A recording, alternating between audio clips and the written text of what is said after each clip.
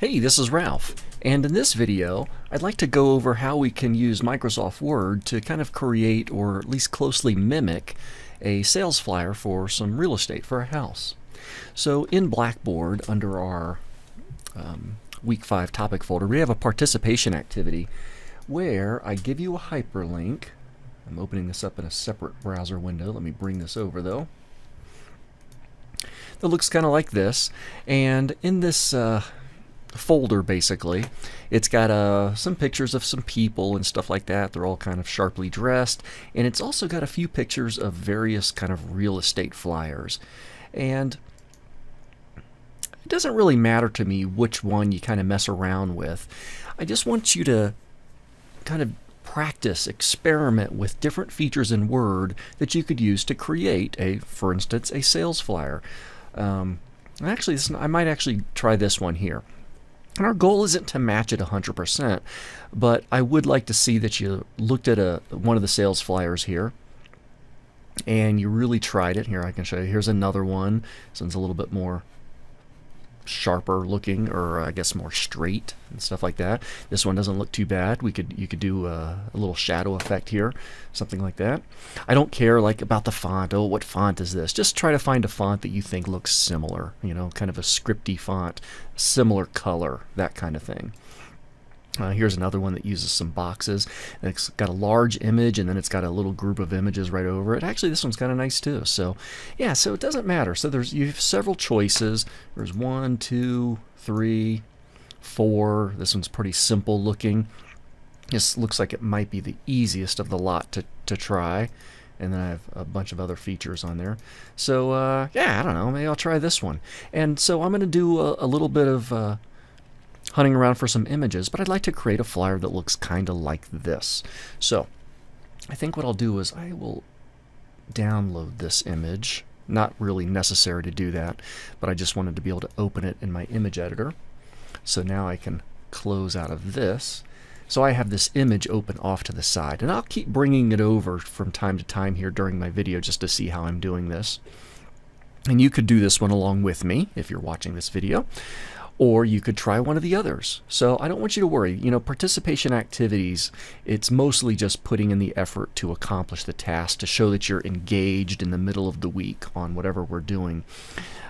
Assignments and quizzes and exams are more like, all right, now I want you to really be close. But I think we can do pretty well at making a flyer that looks very similar to this. So I'll move this off to the side. I have Microsoft Word open here, and I'm going to go ahead and save this to my desktop for now, and I'll just call it Sales Flyer. And I want to start to get working on this. And you'll notice my sales flyer, it really has kind of content all the way to the edges, so I don't really need margins like it's a normal document, but I'll work on that soon enough. Actually, I guess I will go ahead and jump over to Layout. I'll do narrow margins. And I guess I'm going to start from the top to bottom. I always think that's a good way to go. Start from the top to bottom. And I see at the very top we have basically a red block. Okay, it's a red rectangle, and there's some text over on the left, and there's some text over on the right. So let me try that. To do a lot of those, I'm going to be using the insert ribbon, and there's a bunch of different things on here you can use. We could do a text box, but I think I'll do a text box in a little bit. I'm going to head over to Shapes, and I'm going to insert a rectangle, and I'm just going to draw a big rectangle over on the top edge, the top part of my document. Now if I double click on a shape I've just entered, I will get to my Format ribbon, and I can do several things. I can do Shape Fill, and I can change it to bright red. I can do Shape Outline, which is the border, and choose No Outline. So now I just have this large red block up at the top. And if you use the sizing handles, you'll see that you can kind of snap it. You see I'm getting that faint green line? That lets me know I'm snapping it to various parts, whether it's a margin edge or even a center point. I think there's a center point snap on here somewhere. There often is. Let me just snap it right up to the edge. Kind of eyeball the size. There we go. That's pretty good. All right, and I guess I'll get the top too. All right, so now I've got that red top. Now I'm going to work on getting some white text over here on the left and the price over here on the right. So for these items, I'm going to go to my Insert ribbon, and I will choose a text box. And there's lots of weird, wacky text boxes on here. I think you're going to have the easiest time just sticking with simple. If I do a simple text box, I can move this text box pretty easily. Oops, you know what? I need to change my wrapping. Oh, it actually is in pretty good shape. Square, tight. I'm going to do it in front of text. And it doesn't really matter what's in here, but I'm going to kind of copy this a little bit. Oops, you can't see that. I'll just move it off to the side. I'll just kind of, and of course, like I said, the text isn't really super important. You can kind of make things up. I'll call it the cop group. I'm going to do a shift enter. Shift enter is a line break, okay, instead of pressing the enter key. 100 Corridor Road, Suite 101, shift enter, Ponte Vedra Beach, Florida, 32082, 32082. All right, and if I click on the border of a text box, it's kind of like selecting everything in here. So I click on the border of the text box, go to my home ribbon, I can center that text. I can make it a little bit bigger, maybe not too big. I can change the text color to white, and then if I double click on the text box, I can do the shape fill. For shape fill, I'm going to choose no fill. I don't want a background color. And then for shape outline, I'm going to choose no outline. So now I have this little text box that I can easily move around. I'm going to make this bold too. There we go. So I can move it wherever I want. I can make it a little more narrow and just kind of eyeball it. Say, all right, that looks pretty good to me. And so I've got text over here on the left, text over here on the left. I'm going to do something similar to get that price over there, 182K. In fact, I'm going to take this text box. Now watch this trick. I click on the border and hold down my mouse. Then I hold down my control key. Oh, I take that back. I think I lied to you there. Let me do it this way. Click on the border once. I'm not pressing my mouse button. I'm going to hold down control, and now I click my mouse and I'm going to drag it over. And look at that, it's giving me a copy. I let go of my mouse first, then the control key. So I was able to copy it over, and then I just want to click this one. And of course this one is going to be a price, 182,000. And I can make this a lot bigger.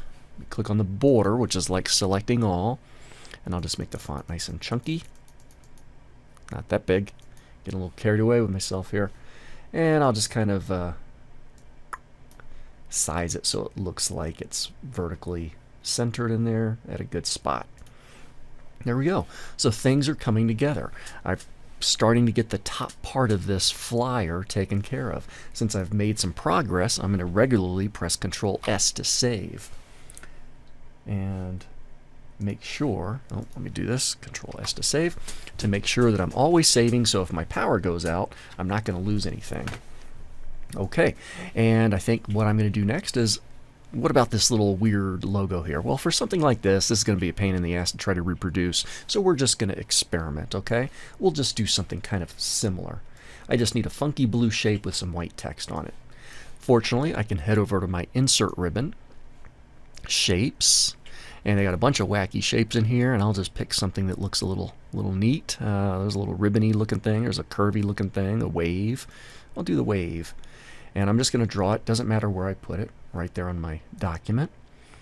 And then if I right click on it, there's an option to add text. And I can go ahead and put in, I'm going to put in 273 Wooded Crossing Circle. Try this again. 273 Wooded, Shift Enter, Crossing Circle. All right. If I click on the border, it's like selecting all. Using my home ribbon, I can make the font a little bit bigger, and I can boldify it. I can make this a little smaller, and yeah. Now, what I'd like to do next is make sure, let me check the wrapping on it. It's going to be in front of text. That's good. That's going to allow me to position it right where I want to. And I'll just kind of put it so it's kind of overlapping this red bar a little bit, and I can see that it's centered. I'm getting my green center snap line. And there we go. So yeah, I think that's pretty good. Now next, I want to find a nice big picture of the front of a house. Doesn't have to be this house, it can be any house. So I can jump out to Google here, and I can do a search for, I'll just search for house. I'll do an image search on the web. There's a cute little house right there. There's some fancy houses. Doesn't matter. But I do want to get one that's kind of fills up the picture here. There's one on Pinterest. I'll grab this one. Now when I click on this image, I'm using Chrome. I'm doing a Google image search. I'm going to view my image. I'm going to right click, copy the image, head back to my Word document, right click, and just paste. And I'm putting this image. Now you can see how my image, oops, let me change the text wrapping, and I'm going to do square, I think. So you can see now when I put this image, I want to put it not completely under the red. See, I'm trying to get it, there's a little bit of a white gap between the red and the photo of the house. So let me just I'll just move this, snap that over, maybe go a little bit higher, snap this over to the right. I know my image is getting a little distorted, but that's alright. I'm not too worried about it. Bring that down. You see how my image is kind of covering up my little blue wavy sign? I right click on the photo, and there's options to bring to front or send to back. I'm going to send to back, and you'll see that now my blue wavy thing is on top of that image. So there we go. So that's part of getting the house picture behind something else. You can just right click on something and choose send to back or send forward as necessary. So I think what I'm going to do now, just to make this video go a little bit quicker, is I'm going to not talk for a little bit, and I'm going to go ahead and place these 3 images inside of a white rectangle, and I'll have 3, I'm just going to do image search, and I'm going to have this all in the video, but I'm going to speed it up, I think, see if I can't play around with that feature so it'll look like I'm going pretty fast, and then I'll come back when I'm doing these little, actually I might be able to just do this kind of fast too, and I'll come back and talk to you here in a bit. So here we go. I'm going to start working now on getting this block with these images.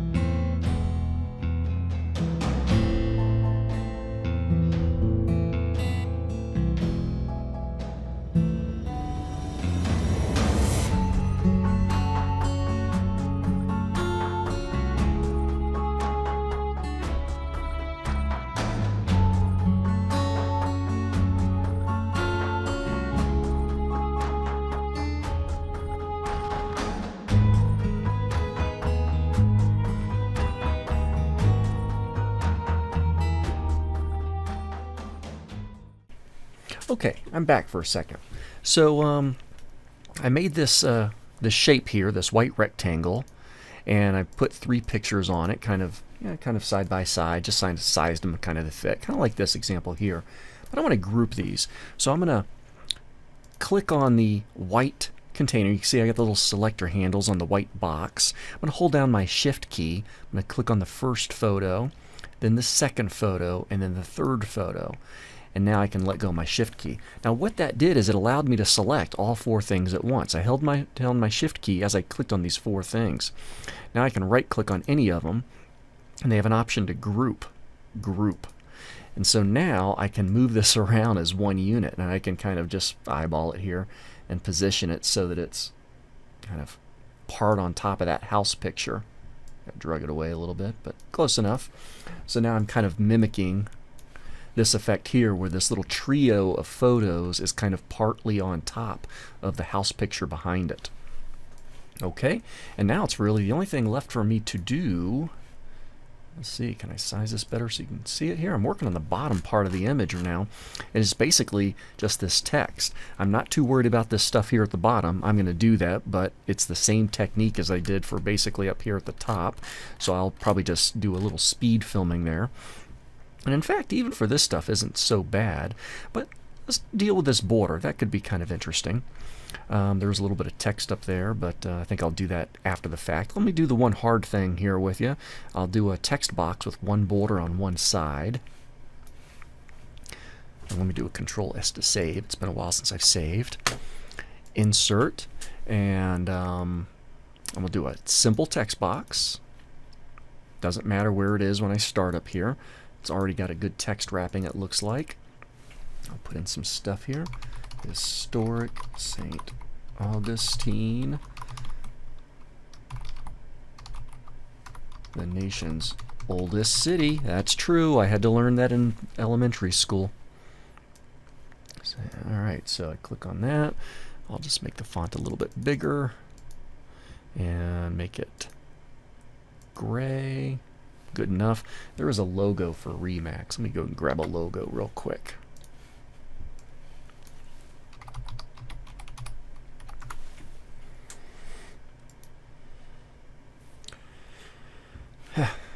Good enough. I'll just do this one right here. View image. Copy image. Word. I'll just paste it anywhere at the moment. As soon as I get that image in, I'm going to use my cropping tool in Word to make the image a little bit more smaller, more palatable. Click the crop button to accept. Make sure my text wrapping is good. Size the Remax logo down. Put it there in my text box. I'll just eyeball the centering, I guess. Or yeah, good enough. Yeah, maybe I'll make it a little bigger